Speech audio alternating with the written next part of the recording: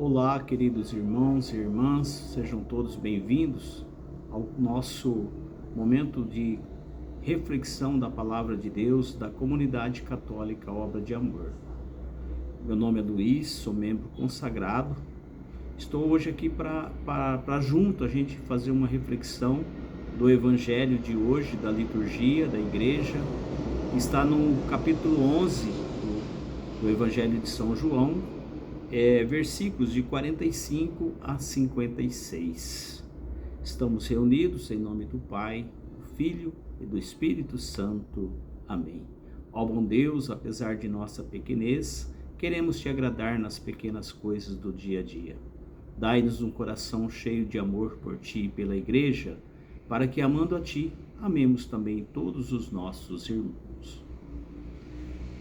Naquele tempo, muitos dos judeus que tinham vindo a Marta e Maria e viram o que Jesus fizera, creram nele. Alguns deles, porém, foram aos fariseus e lhes contaram o que Jesus realizara.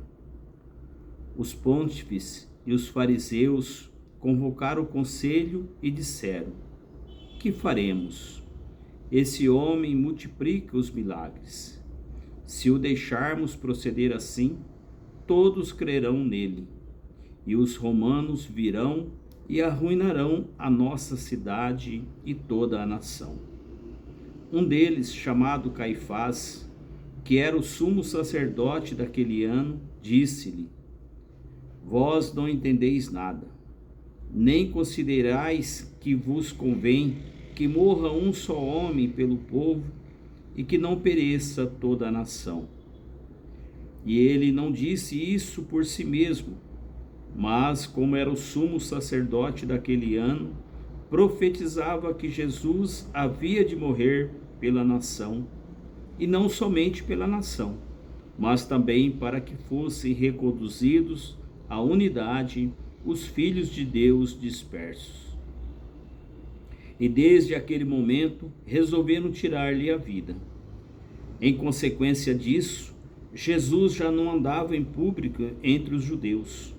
Retirou-se para uma cidade vizinha do deserto, a uma cidade chamada Efraim, e ali se detinha com seus discípulos. Estava próximo a Páscoa dos judeus, e muita gente de todos os países subiam a Jerusalém antes da Páscoa para se purificar. Procuravam Jesus e falavam uns com os outros no templo: que vos parece?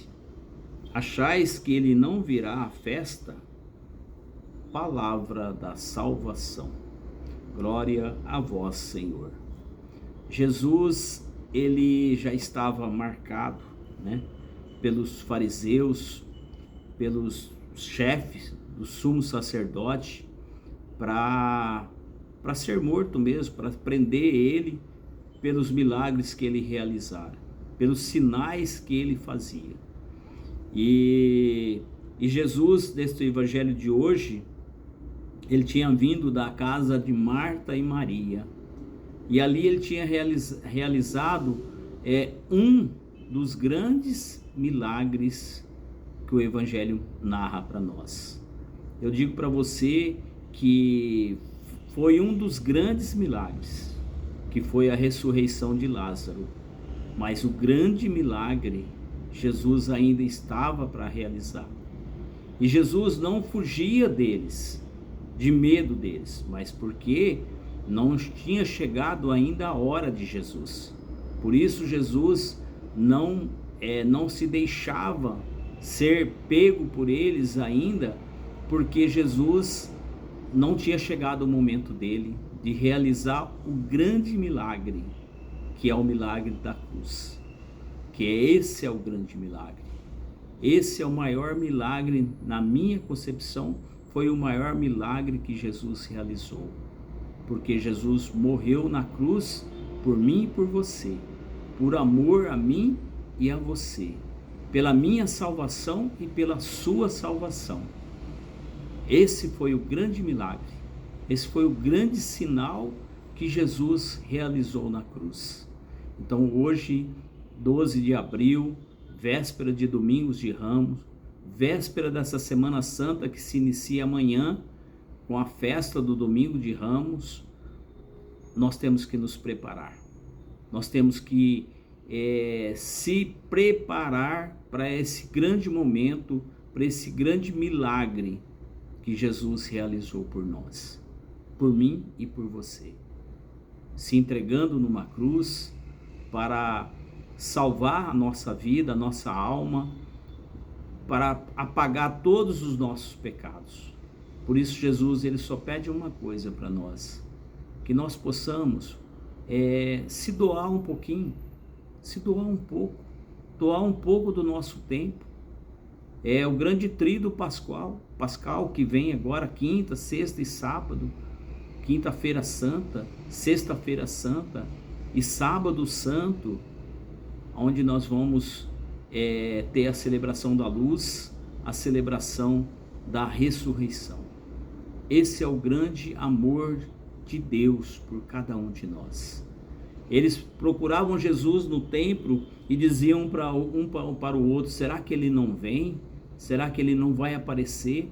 Jesus não precisava de ir no templo para se purificar, para comer a Páscoa, porque Jesus é a própria Páscoa. Jesus realiza na quinta-feira santa a sua própria Páscoa, para que nós possamos também realizar a nossa Páscoa nele.